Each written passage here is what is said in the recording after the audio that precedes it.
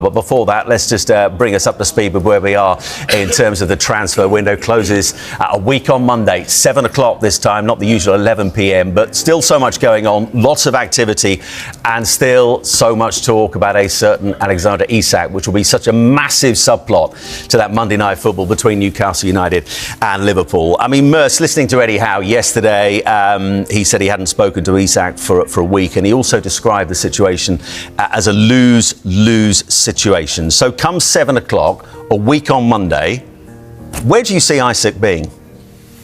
At Liverpool. You do? Yeah, I do. I think, Dawes said it a week ago or so. He said after Monday's game, I think that he'll be sorted out, and I think he'll be spot on. I think he'll be spot on. It's got to be sorted out. These players now, ain't going to need the money to pay their mortgage. He can sit there for another 6 months if he wants. They might as well take the money now. He doesn't want to play. He's lost his legacy. And it's a shame on Newcastle because I thought they should have beat Villa last week. If in Isak's plan, they would have won that game. And, that would have been an amazing start to the season. So, for me, I don't like the way this is panned out. It's not the first time. It won't be the last time. It won't be the last time. The only one that's gained out of this is Wissa at Brentford because no one's mentioning him. Yeah, they're not, and he's, as we've heard from Keith Andrews yesterday, back in the squad today, having not been training with them for a little bit while. I mean, there was that statement released by Isak. So much of this now, Clinton, played out on social media. That's the big difference to how we used to see things. I mean, it still happened. It just wasn't played out quite as publicly. I mean, he claimed that broken promises had been made by the club to him. Are you as confident as Merce is that he will still find himself a Liverpool player come the end of the transfer window? Yeah, I think he has to. He has to be a Liverpool player because it's going to be hard to go back to Newcastle. Yeah, they will take him back in if he goes back in and is scoring goals. We know he can score goals, but he's made it plain to everyone, knowledge to everyone that he wants to leave the football club. I listened to Merce, to be fair, when he was on Thursday. He spoke well about it. The statement that he wrote up. If he's at home there and he's at home and he managed to write that statement, he's very good because the detail of the statement that he wrote was unbelievable from Isak. So someone's definitely suggesting it might not have been him. Well, it might not have been him because the statement was amazing to come out like that. But he said he's had promises and he don't feel Newcastle have stuck to those promises. But then you look at Eddie Howe's interview and you think Eddie Howe's thinking. When he says stuff as well, you're not thinking... To be fair, he's handled this very well, He's handled it brilliant. I think it's something to do with the hierarchy. Maybe he's promised by the hierarchy he'll be able to get that move to Liverpool. Hasn't materialised. I think he should have gone about it where he should have still trained, still gone and trained with his teammates because you still need to keep your fitness, even though you want to get that move to Liverpool. Just get your head down and score goals. But it's fake promises he said he's had. But could that have been made by the people who were there before? Maybe. Do you know what I mean?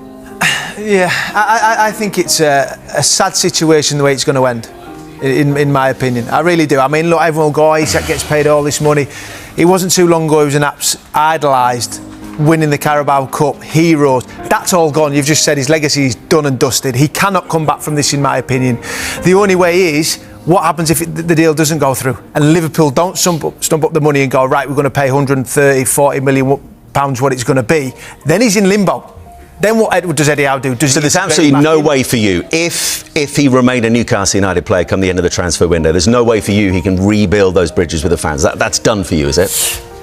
Because if he starts scoring again, surely it changes. If it's 8 o'clock on the 1st of September and he's still there, he's then going to have to be integrated back. He can't surely they're not just going to put him into the reserves and go, we'll carry on paying your fortunes, you just don't train with us. There's one person who's, not say one person, there's a few losing out. The fans and Eddie, I really feel sorry for those group of fans and Eddie because he's having to come up, front it up, do the media, and all he's talking about is Isak. What about the players that are there, training day in, day out? It's all about respect, and Merce, you said, players have done it before, we've seen it, but what you can do is you can go in and train. You might want to leave, it's clear, but just go and train and do the job. You're getting paid respect for your employees. It blows my mind that players do. I think the straw that broke the camel's back was when Seco went to Man United. I think then that's when he lost the plot. I think that's when he's gone, what's his name? Sesko. You're right. You got I think that was the one where it was like he went there and it was like, now I've got to go into overdrive. Whether it's the agents told him, but then it's all gone blowing up. Yeah, but the thing with all of this as well, and Liverpool are not going to mention, Liverpool have obviously spoken to an agent or something that started all of this off. But I also wonder, Boydie, whether their priorities might just have changed because Ekitike's settling in brilliantly, but they've been so open defensively. Yeah, but we've seen in their first couple of games. Simon, you cannot get a player to do what Alexander Isak has done and then back out the deal. It's impossible. I mean, he's totally lost, his legendary status at Newcastle. Last year delivered that cup that they've been hoping to get their hands on for a number of years. They were able to do that, scored the goal, was a hero. You cannot, Liverpool have obviously, you're going to have to do something to get yourself out, because Newcastle, with PSR, but Newcastle don't need the money. They're the richest club in the world. They don't need the money. And this is where, you look at, and I know we'll touch on Nottingham Forest and Marinakis and that later, but you go back to when Morgan Gibbs-White stood strong. No, he's not gone. Newcastle could quite easily do the same. They could. But when you look at, for me, Liverpool, I've got a lot to answer for this, because there is no way that you are going in and kicking up a fuss the way that Alexander Isak has if you've not been told we will make this happen. Does the move happen for you? It happens. It has to. It has to. It has to, but it might not. Well, you can't. You can't. It's impossible for Liverpool, for the actions, to take yourself out of training, to say you're not training. I mean, let's not be kidding. He's getting paid an absolute fortune to do what he's doing.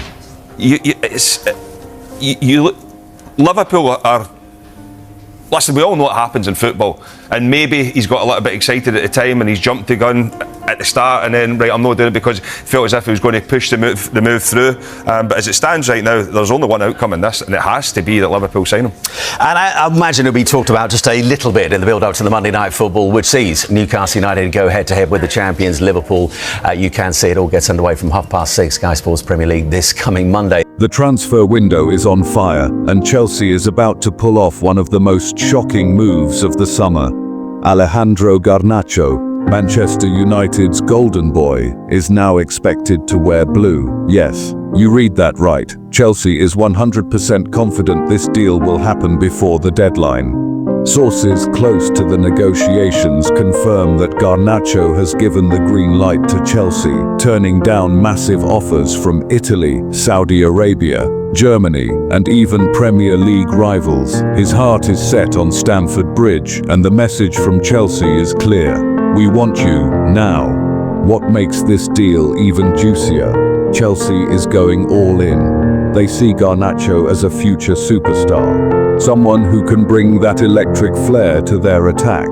And the player, he's dreaming of this move, fully optimistic that the here we go will drop any moment.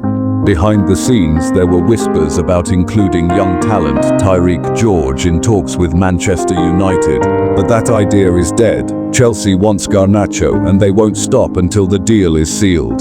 The expectation? It's happening this week or on deadline day. Imagine the headlines. Manchester United's wonder kid switches sides to join Chelsea's project. This isn't just a transfer, it's a statement.